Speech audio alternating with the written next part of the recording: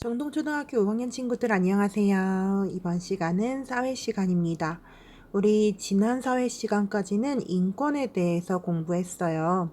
인권이라는 건 무엇인지, 인권이 침해되고 있는 사례들은 어떤 것들이 있는지, 그리고 인권 신장을 위해서 노력했던 사람들이나 그런 제도들에는 무엇이 있는지 등등 말이에요.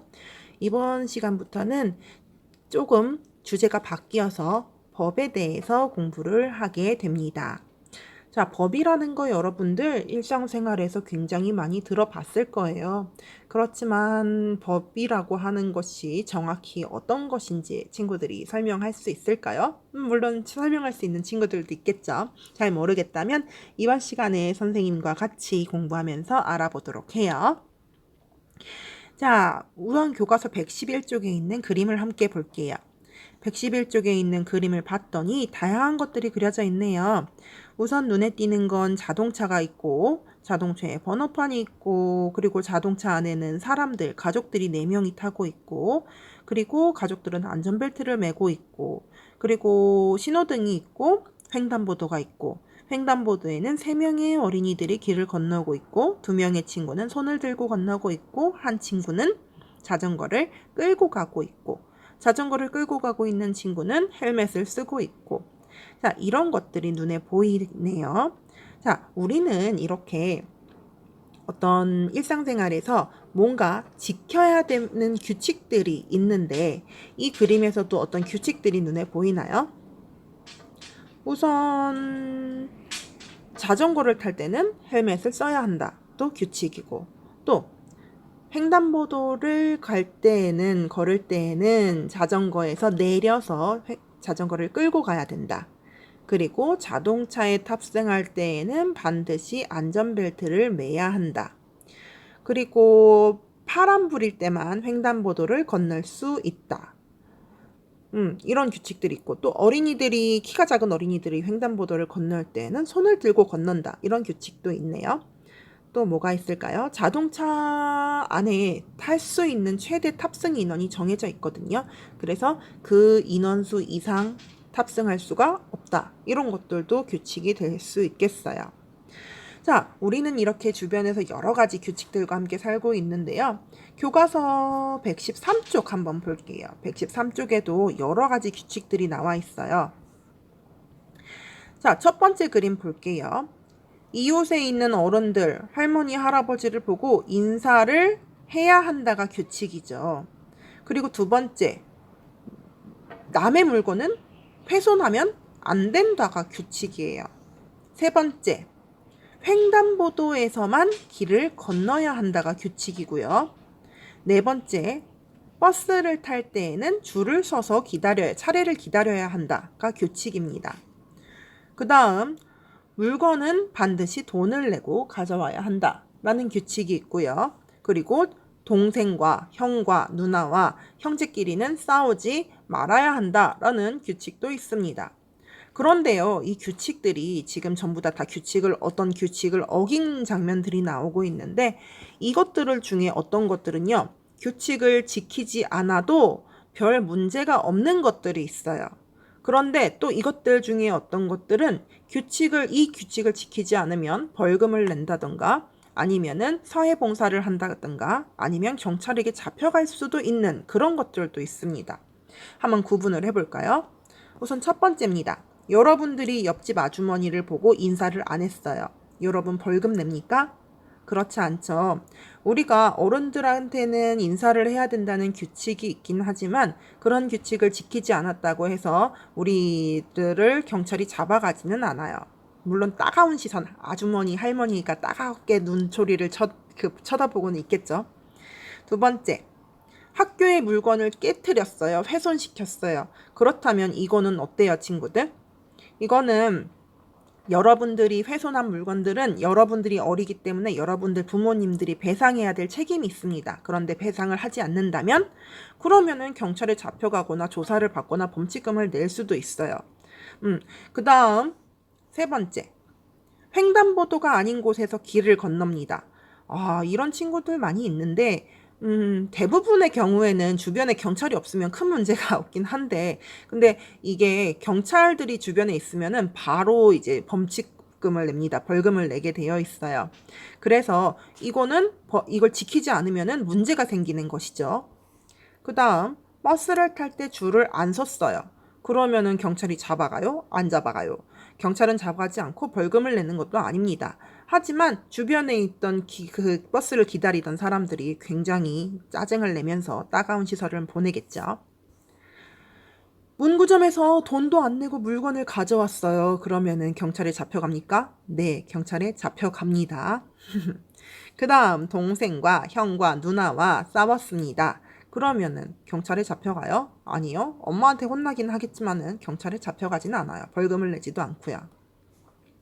그럼 우리 이 그림에 있는 것들을 두 가지로 나눌 수 있겠네요. 첫 번째는요. 지키지 않으면 범칙금을 내거나 사회봉사를 하거나 경찰에 잡혀가는 것. 두 번째는요.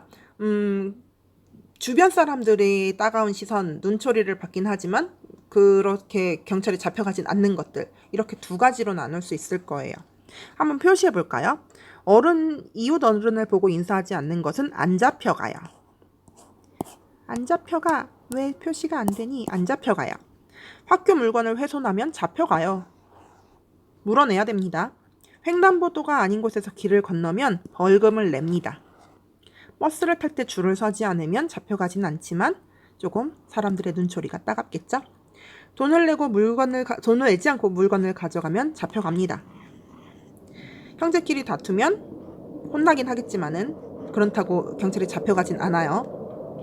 그러면 이제 봅시다. 선생님이 동그라미로 표시해 놓은 것들은 지키지 않으면 어떤 제재를 받는 것들이에요. 이런 것들이 바로 법입니다. 그렇다면 이 X표 해놓은 것들은 지키지 않아도 큰 문제는 없지만 주변 사람들의 따가운 시선을 받는 것, 일반적으로는 규칙으로 정해져 있지만 제재를 받는 상황은 아닌 것, 이런 것들은 우리가 뭐라고 이야기하냐면 도덕이라고 해요. 도덕이라고 해요. 도덕, 위에 있는 교과서 내용에 도덕이라고 적혀 있지요. X 표시해 놓은 것들은 도덕, 동그라미 표시해 놓은 것들은 법. 법이라고 하는 건 이처럼 지키지 않았을 때 어떤 제재를 받는 것. 그렇다면 법이 대체 왜 생겼을지를 한번 생각해 볼게요. 교과서 112쪽입니다. 사람들이 만약에 도로에서 규칙을 지키지 않으면 어떤 일이 벌어질 것 같나요? 차들이 신호를 무시하고 빨간불일 때도 지나간다면 사고도 많이 날 거고 도로가 혼란스러워질 거예요.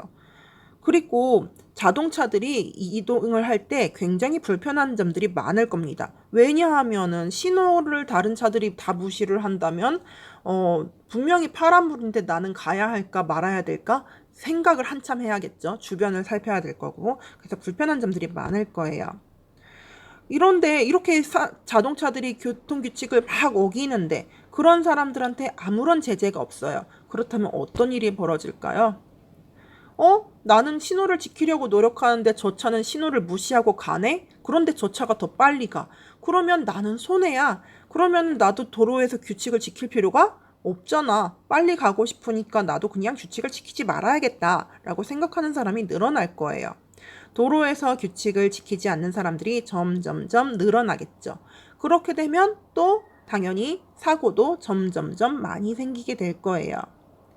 이런 일 때문에 법이라는 걸 만들었습니다. 법이라고 하는 건 지키지 않을 때는 강제적으로 어떤 제재를 가하는 것. 이게 바로 법입니다.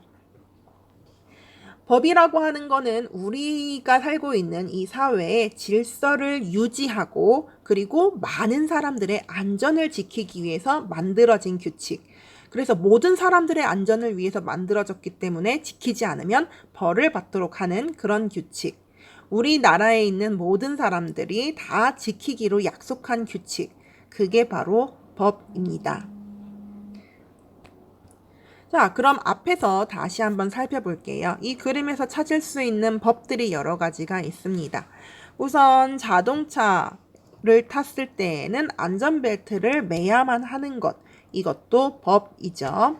그리고 두 번째, 자전거는 횡단보도에서 타고 가지 않고 내려서 끌고 가는 것, 이것도 법입니다. 하지만 어린이들이 횡단보도를 건너갈 때 손을 높이 들고 가는 것은 법은 아니에요. 그것은 규칙, 도덕이라고 할 수 있겠지요. 어린이들의 안전을 위해서 그렇게 하라라고 이야기는 하고 있지만 지키지 않아도 사실은 큰 문제는 없는 그런 것입니다. 이렇게 우리 주변에는 다양한 법들이 존재하고 있어요.